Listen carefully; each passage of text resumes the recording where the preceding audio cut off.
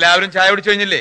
വന്നേ നമുക്ക് നോക്കാം. ഹായ് ഹലോ വണക്കം, நான் உங்கள் சகனா. ആ കേളപ്പന്റെ മോളല്ലേ അത്? അതെ.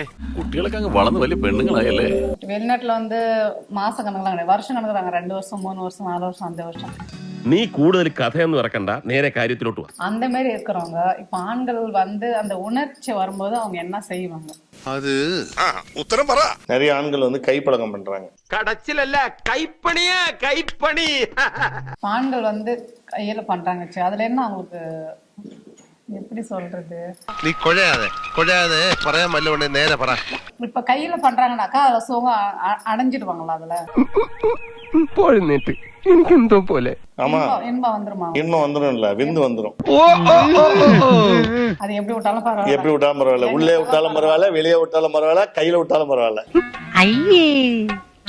விந்து வந்தா சுகம் தானே. எங்க விட்டாலும் பரவாயில்ல, எங்க விட்டாம எல்லாம் வந்துடணும்.